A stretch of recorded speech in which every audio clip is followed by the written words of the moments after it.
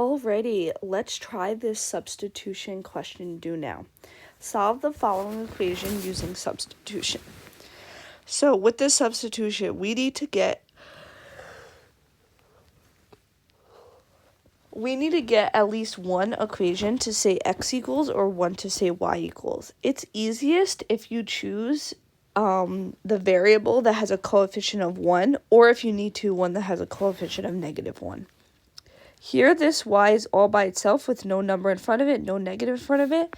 So it will be easiest to solve that equation for y. So I'm going to add x to both sides. And this will leave me with y equals -x plus x. That goes away. And then we just write x minus 1. Perfect. All right. Now let's go to this first equation that is untouched. We go to the equation that we haven't used yet, and we write it, and we plug in what y equals. We just found that y is x minus 1. So I'm going to write 2. I don't know what x is, so I'm just going to write x minus 3. And then instead of y, I'm going to put parentheses x minus 1, and that equals -1. Good. So now I'm going to write 2x. -3 times x is -3x, and -3 times -1 is +3. And this all equals -1. Then here I'm going to do 2x minus 3x, which is -1x, plus 3 equals -1.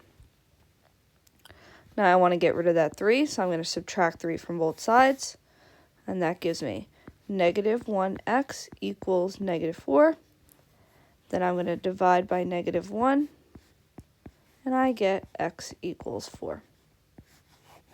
Beautiful. Now, when you are trying to find y, you could use either of these equations, the first equation that you were given, the second one, or the one that you made. I like to use an original one that I was given just because I know that equation is definitely correct. So I'll just use the first one just because the first one there. Well, that one will be a little bit complicated because there's a lot of extra numbers. I'll actually use the second one. The second one is the equation that says y minus x equals -1. So I'm going to write y minus, my x is 4, equals -1. Now to get rid of the -4, I'm going to add 4 to both sides. And I get y equals 3.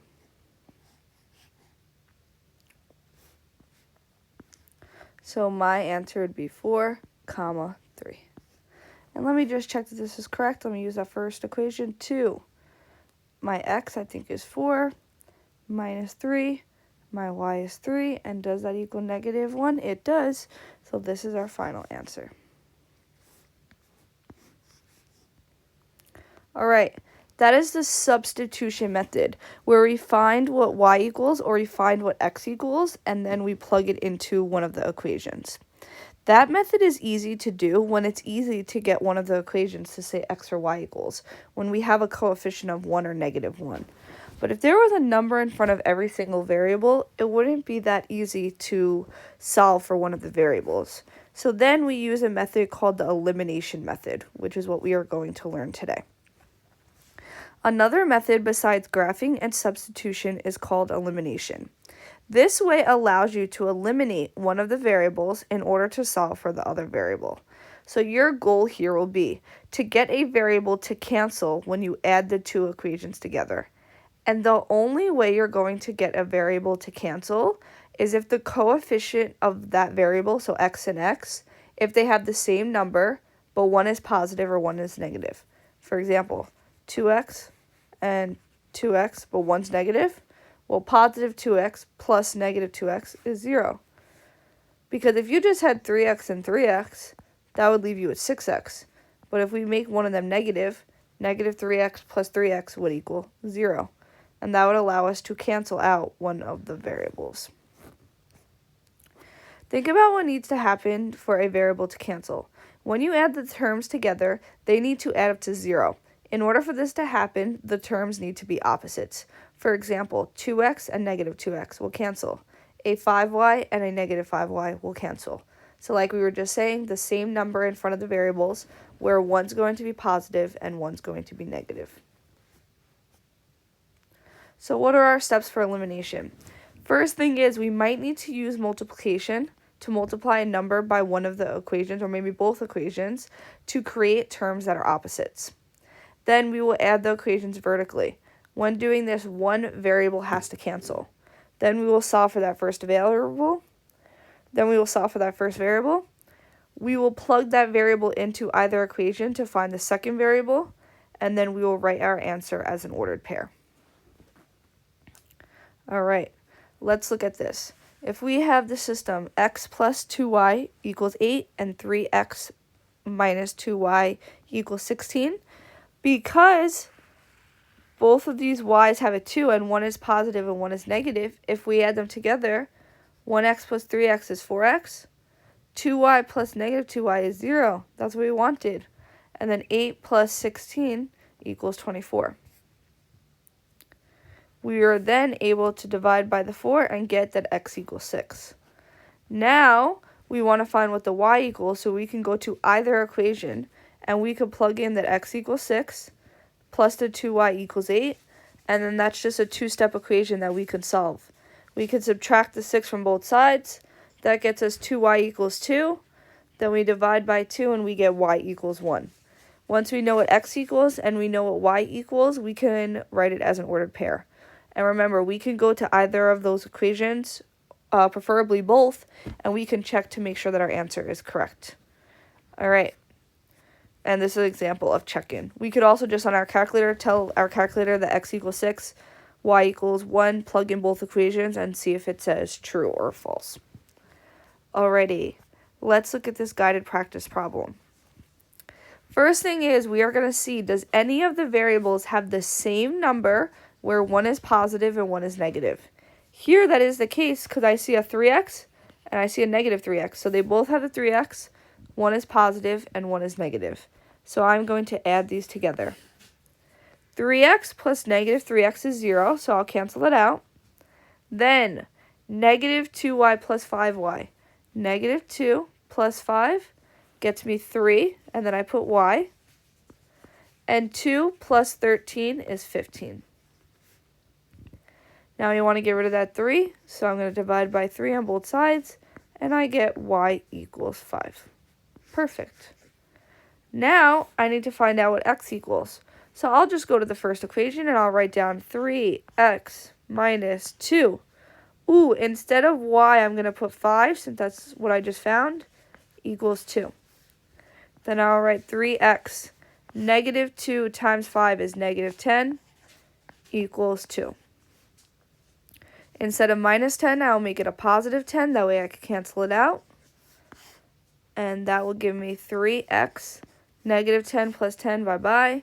2 plus 10 is 12. Then divide by 3. And we get x equals 4. Perfect. Now, we use the first equation to find our x, so I'll use the second equation just to make sure our answer is correct. The second equation says negative 3, x, my x is 4, plus 5, my y is 5, and I'm making sure to see if it equals 13. It does, so that is definitely our answer. Let's write it as an ordered pair. X goes first, which is 4. Y goes second, which is 5. This is our final answer. Now, the reason why we use the elimination method here is because none of the variables could have easily been solved for x equals or y equals. All of them had a coefficient in front of them. So it wouldn't really be easy to solve for x or y. But the elimination method was pretty easy here because the 3x and the negative 3x would already cancel out. All right, let's look at this next question. All right, here we can't cancel out the x's, but it is easy to cancel out the y's because I have the same number, 2 and 2, where one is positive and one is negative. We call that opposite coefficients. So let's add this together. 4x plus 5x is 9x. Negative 2 plus 2 is 0, equals 16 plus 11 is 27. Then we're going to divide by 9 on both sides, and we get x equals 3. Perfect. All right. Now, once we find x, we also need to find y. So I'll just use the first equation. 4. Instead of x, I'm going to put 3 minus 2y equals 16. 4 times 3 is 12 minus 2y equals 16. To get rid of the 12, I'm going to subtract 12, and that gives me negative 2y equals 4. Divide both sides by negative 2, and we get y equals negative 2.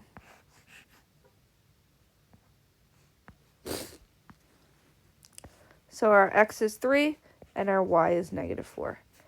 Negative 2, my bad. That would have sucked if I had the right answer, but I accidentally wrote the wrong thing down.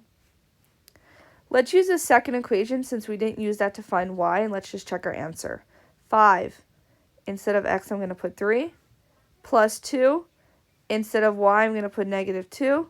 And I'm going to see, does it equal 11? It does, so we are correct. You could also check in the first equation. 4x is 3 minus 2. Y is negative 2. And we get 16. All right, good job.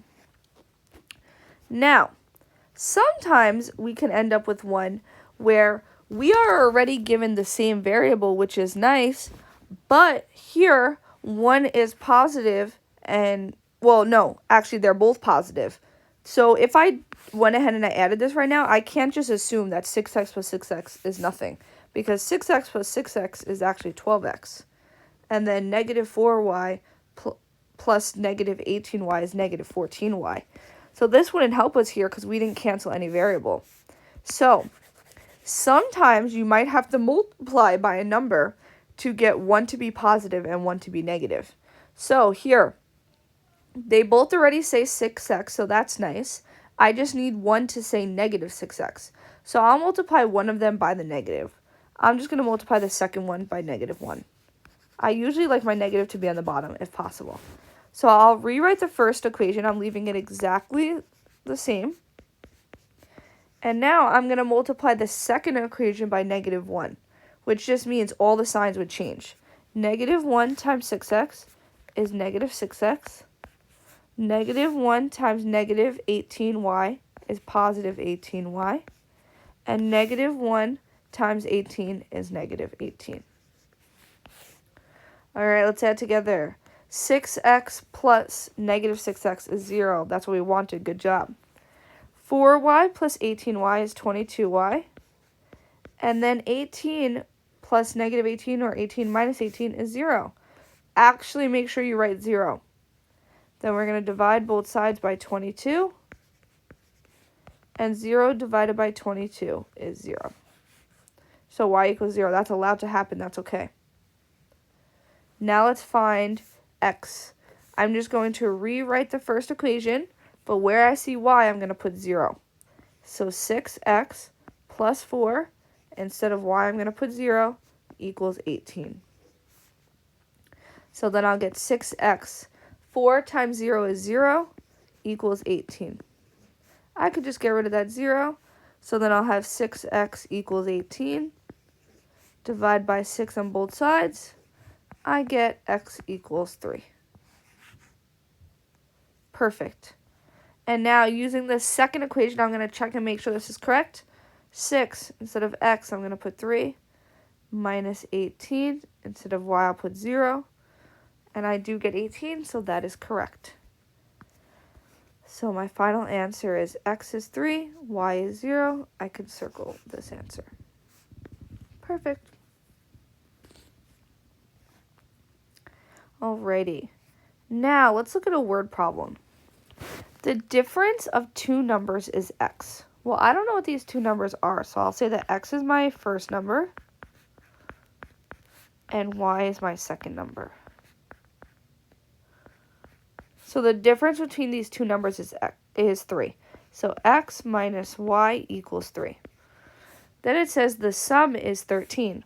So x plus y is 13. Find the numbers. So here, if we wanted to use the substitution method, we technically could, because we already have coefficients of 1. So it would be easy to solve one of the equations to say x equals or y equals. But it's also extremely easy to use the elimination method because these y's would automatically cancel because negative 1y plus 1y would equal 0. So 1x plus 1x is 2x. Then negative 1y plus 1y, bye-bye. And then 3 plus 13 is 16. Divide by 2, we get x equals 8. And now, let's look at this first equation. I'm just going to use the first equation to find what y is. The first equation says x minus y equals 3, but I'm going to replace the x with 8, so 8 minus y equals 3. To get rid of the 8, I will subtract 8 on both sides. That will give me negative y equals negative 5. Then I'm going to divide both sides by negative 1, and I get y equals 5. And let's think about it. If I add these two numbers, 8 plus 5, does it give me 13? Yes. And is the difference between them 3? It is. So my final answer is 8, 5. One number is 8 and one number is 5. Good. So you could also write a sentence. The two numbers are 8 and 5. Beautiful. And let's see, we have one more word problem. Mary and Jose each bought plants from the same store. Mary spent $188 on 7 cherry trees. So I'm going to put 7C plus 11 rose bushes. And that cost her $188. Then Jose spent $236 on 13 cherry trees and 11 rose bushes. Find the cost of each cherry and rose bush. Alrighty, let's look at it. 11C plus 13C. 7C plus 13C would give me 20C, and 11R plus 11R would give me 22R. Ooh, no good, because I need to eliminate a variable here. So let's see what I could do. I see that 7 and 13 are not the same number, but 11 and 11 is the same number. I just need one to be negative. So I'm going to multiply my second equation by negative 1. So let me rewrite the first equation. 7C plus 11R equals 188. And then now I'm going to multiply the negative 1 in the second equation. Negative 1 times 13C is negative 13C. Negative 1 times 11R is a negative 11R. And negative 1 times 236 is negative 236. All right. 7 minus 13 gets us negative 6C. 11R minus 11R gets us 0. And then 188 minus 236 gets us negative 48. I will then divide both sides by negative 6, and we will get C equals 8. Good. So the cost of each cherry tree is $8. Now let's find the cost of the rose bushes. So I'll use the first equation, 7C, I'm going to make it 8, plus 11R equals 188. 7 times 8 gets me 56, plus 11R equals 188. Minus 56 on both sides. 188 minus 56. We get 132. So 11R equals 132. Divide by 11. R equals 12. And let's see if this is true for Jose's situation. 13 cherry trees, and cherry trees are $8, plus he bought 11 rose bushes, which are $12. Does it equal 236? It does. So you can write a little thing.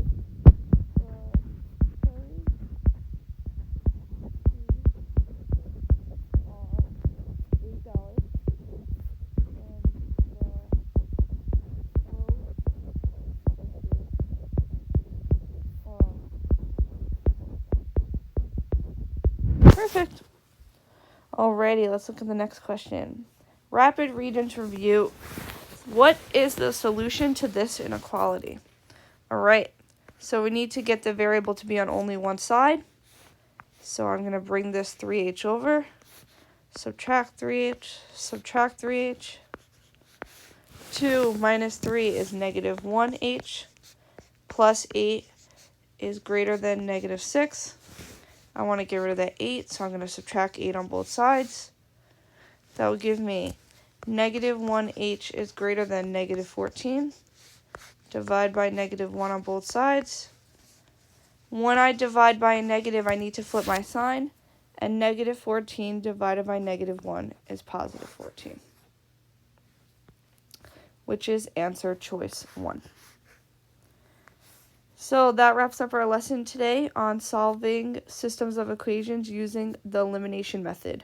Remember, with the elimination method, we need to cancel out one of the variables. And the only way we can cancel out a variable is by having opposite coefficients.